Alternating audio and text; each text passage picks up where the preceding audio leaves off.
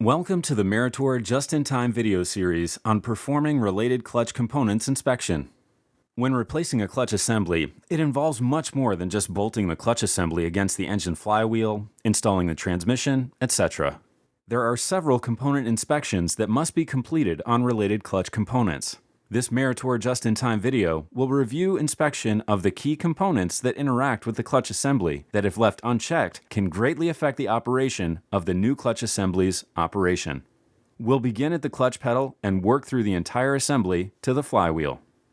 When installing a new clutch assembly, always check the clutch control system from the clutch pedal down to the clutch release bearing.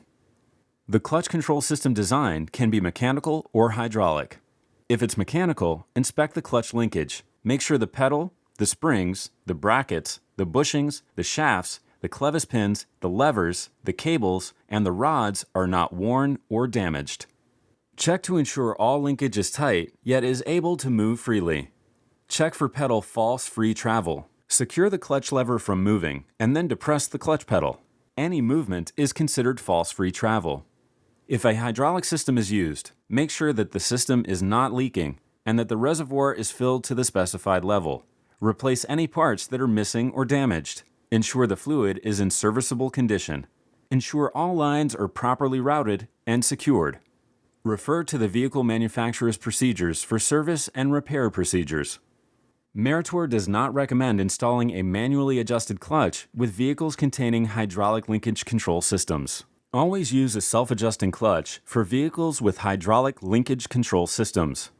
The required 1/8 inch clearance between the release bearing yoke and the release bearing wear pads does not exist on a hydraulically operated clutch, so a manual adjust clutch may not maintain the correct adjustment during operation.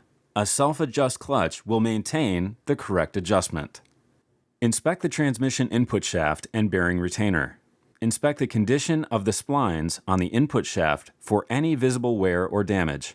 Any wear or damage that can be seen or felt on the input shaft, where the clutch hub and pilot bearing contact the shaft, is considered out of tolerance, and the input shaft must be replaced. Next, measure the dimension from the input shaft spline end to the front bearing retainer. Per SAE standard J1463, the measurement should be 8.657 inches.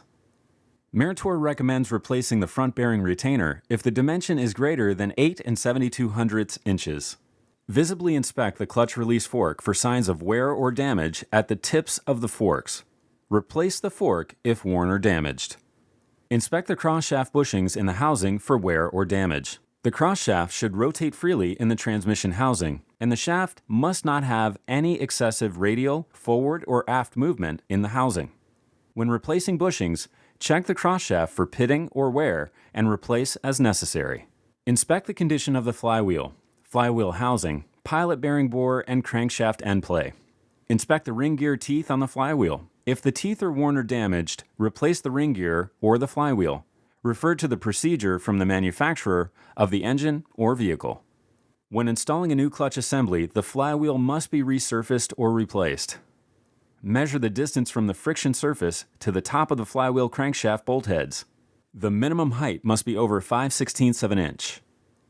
Measure the flywheel clutch pilot to ensure it is not greater than 3/16 of an inch. If any of these measurements are out of tolerance, replace the flywheel. The flywheel must have a flat surface so that the clutch can operate correctly. Check the runout of the outer surface of the flywheel to make sure the flywheel has a flat surface. Push the flywheel toward the engine so that the end play of the crankshaft is not measured during the flywheel runout check. Install a dial indicator so the base of the indicator is on the mounting surface of the flywheel housing. Place the dial indicator tip against the outer surface of the flywheel. Set the dial indicator on the 0 mark. Note: do not use the starter to move the flywheel. Rotate the crankshaft with the correct size of socket on the front pulley. If the front pulley is difficult to turn, use a spanner wrench on the teeth of the flywheel to move the flywheel. Manually turn the crankshaft 1 revolution in the direction of engine rotation. Record the reading on the dial indicator.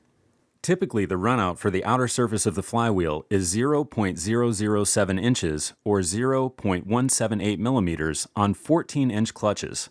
and 0.008 inches or 0.203 millimeters on 15.5-inch clutches. Refer to the vehicle or engine manufacturer specifications for the maximum allowable runout. If the runout is more than the specified amount, replace the flywheel. Refer to the procedure of the manufacturer of the engine or vehicle. Check the runout on the outer surface of the flywheel housing. Push the flywheel toward the engine so that the end play of the crankshaft is not measured. Install a dial indicator so that the base of the indicator is on the flywheel. Place the tip of the indicator against the mounting surface of the flywheel housing. Set the dial indicator on the 0 mark. Note: do not use the starter to move the flywheel. Rotate the crankshaft with the correct size of socket on the front pulley. If the front pulley is difficult to turn, use a spanner wrench on the teeth of the flywheel to move the flywheel. Manually turn the crankshaft 1 revolution in the direction of engine rotation. Record the reading on the dial indicator. Typically, the maximum allowable runout for the outer surface of the flywheel housing is 0.008 inches or 0.203 millimeters. If the runout on the outer surface of the flywheel housing is more than 0.008 inches or 0.203 millimeters, service the flywheel housing as required. Refer to the vehicle manufacturer's procedure. Check the runout on the inner bore of the flywheel housing.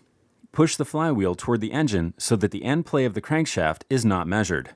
Install a dial indicator so that the base of the indicator is over the center of the flywheel. Place the tip of the indicator against the inner bore of the flywheel housing. Set the dial indicator on the 0 mark. Note: do not use the starter to move the flywheel. Rotate the crankshaft with the correct size of socket on the front pulley. If the front pulley is difficult to turn, use a spanner wrench on the teeth of the flywheel to move the flywheel. Manually turn the crankshaft 1 revolution in the direction of engine rotation. Record the reading on the dial indicator. The maximum allowable runout for the inner bore of the flywheel housing is 0.008 inches or 0.203 millimeters. If the runout of the inner bore of the flywheel housing is more than 0.008 inches or 0.203 millimeters, service the flywheel housing as required. Refer to the vehicle or engine manufacturer's procedure. On 14-inch clutches, check the drive pins in the flywheel. Replace any worn or damaged drive pins. Make sure the pins are installed straight. Make sure the drive pins are installed square to the flywheel. Check the runout on the bore of the pilot bearing. Push the flywheel toward the engine so that the end play of the crankshaft is not measured. Install a dial indicator so that the base of the indicator is on the mounting surface of the flywheel housing. Place the tip of the dial indicator against the outer surface of the bore for the pilot bearing. Set the dial indicator on the 0 mark. Note: do not use the starter to move the flywheel. Rotate the crankshaft with the correct size of socket on the front pulley. If the front pulley is difficult to turn, use a spanner wrench on the teeth of the flywheel to move the flywheel. Manually turn the crankshaft 1 revolution in the direction of engine rotation. Record the reading on the dial indicator. The maximum allowable runout for the surface of the bore of the pilot bearing is 0.005 inches or 0.127 millimeters. If the runout is more than 0.005 inches or 0.127 millimeters, service the flywheel as required. Refer to the vehicle or engine manufacturer's procedure. Check the end play of the crankshaft. Push the flywheel toward the engine. Install a dial indicator so that the base of the indicator is on the flywheel housing. Place the tip of the dial indicator against the hub of the flywheel. Set the dial indicator on the 0 mark. Pull the flywheel away from the engine. Record the reading on the dial indicator. Check the reading against the specification of the manufacturer of the engine or vehicle. Service the crankshaft as required. This concludes the Meritor just-in-time clutch-related clutch component inspection. For procedures on the application, installation, and adjusting of clutches, watch the remaining videos within this series. Thank you.